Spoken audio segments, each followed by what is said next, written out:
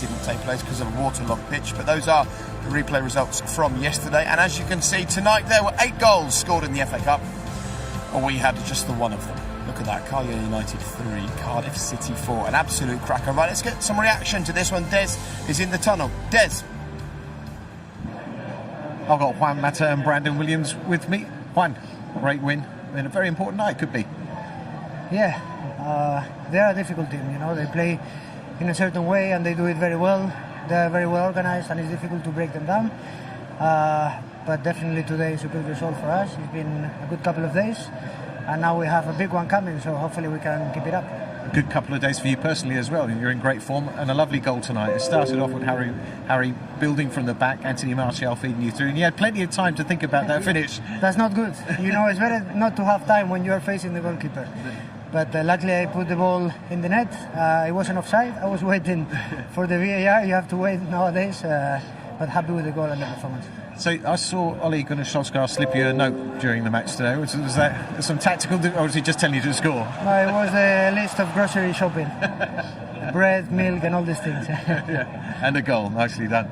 Brandon, as Juan says, a very difficult side to break down tonight. Yeah, I think they're a good team to play against and try and get the ball around and play through them, but they're very organised, they're good at what we do, but we managed to come away with a win. You had a bit of a battle with Neto for a lot of that game there. Yeah, I think it's part of the game. You've got to win your battles, but we shake hands, we move on and we carry on with the game. You did very well. And in terms of this result, it's kind of a bit of a revenge against Wolves, because they've been a jinx side for Manchester United, knocked you out last season as well.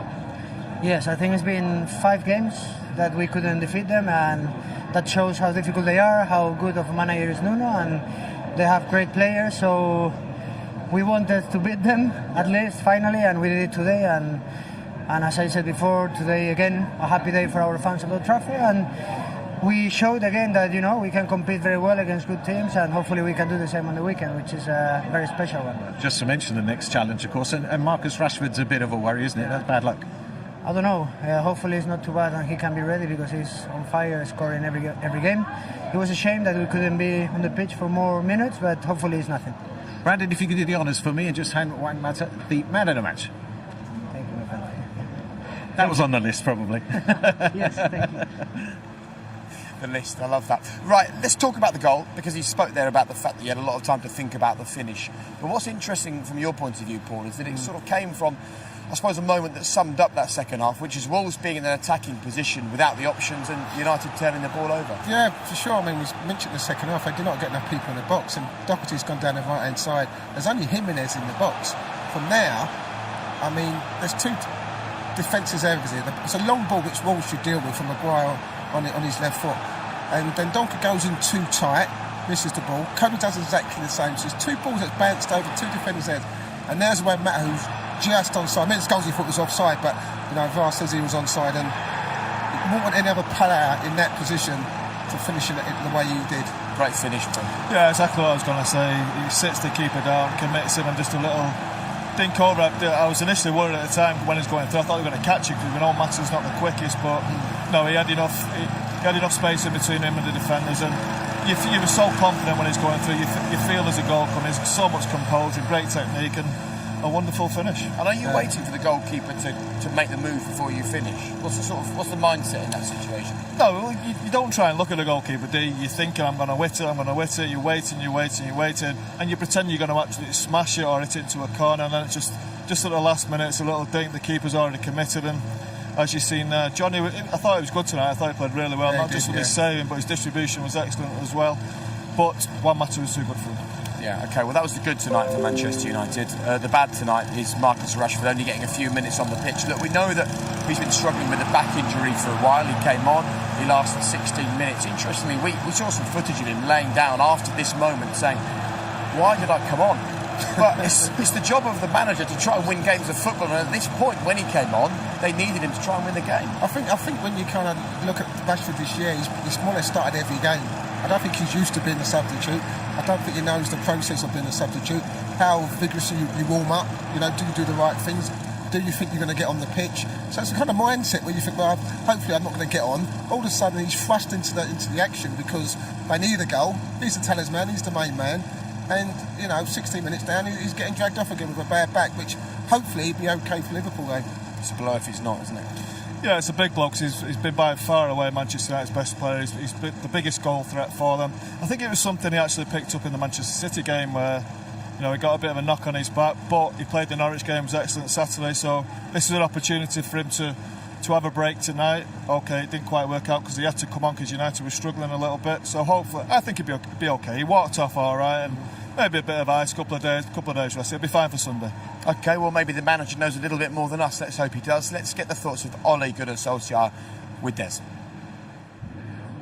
Congratulations, Ollie. Do you rate that performance tonight? Well, I think you can see there's two teams there that towards the end were tired. End to end, an open game, which sometimes doesn't suit us. We wanted to control the game more, but we're through. You don't get an easier draw next round if you win 4-0. So 1-0 is enough, and we're delighted to finally beat Wolverhampton. We've had a couple of goals. J.Mata's goal was one of quality, wasn't it? Yeah, he's different class. You know, he's got the skill, the composure, and even pace to get through there. And a nice finish as well. You slipped him a note during the match. Now, Juan joked about it being a shopping list. Was it that to reshuffle the front line? What was it?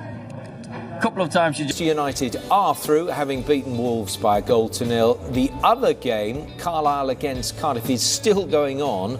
It is 4-3 to the Championship side at Brunton Park, but they are still playing there. So this is how the FA Cup fourth round looks. Watford and Tranmere will still have to play their replay because it was postponed last night because of a waterlogged pitch at Prenton Park. So Watford and Tranmere taking on Manchester United. Hull will play Chelsea, Southampton, Tottenham, QPR, Sheffield Wednesday, Bournemouth against Arsenal, Northampton, Derby, Brentford, Leicester, Millwall against Sheffield United. And the other fixtures. Reading will be at home to the winner of tonight's other tie. At the moment that looks like Cardiff.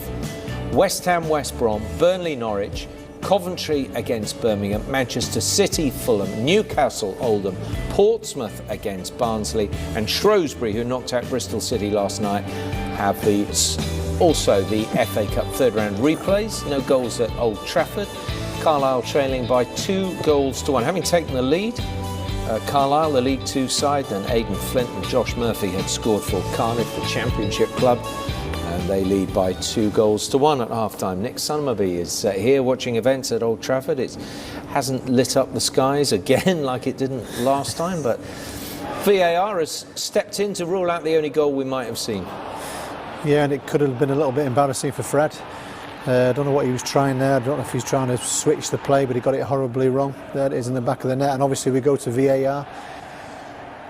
You know, me being a little bit old school, it's harsh, but it's the laws. It touches his hand, and we go by the laws. That's it. Don't think he knows very much about it, but that's not the argument. You know, it touched his hand, and it wouldn't have been very good, as I said, for Fred. I really don't know what he thinks he was doing. It's not.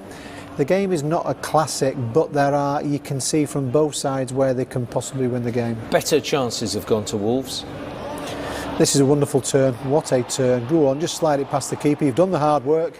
I think he took 2 or 3 players out with a fantastic turn and just slide it past the keeper. He did, and he didn't do it, so he'll be kicking himself for that. But just look at the turn there. 3 players getting it horribly wrong.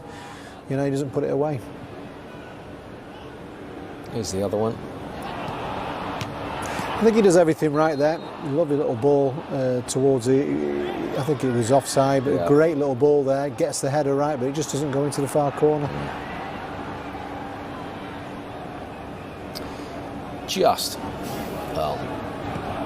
But he's on, but I think Jimenez afterwards is certainly off, and it's Dan James who's been most threatening for United.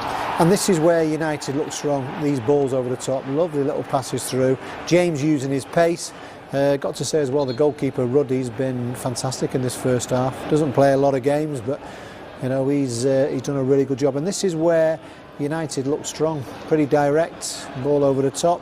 using that pace. He just tries to flick it past the goalkeeper, but the keeper comes out, opens his body. Once again, pretty much like the one before, you expect him to just slide it past Ruddy, but Ruddy's there. He opens his body up and makes it difficult and gets the vital touch. Onside, as you can see.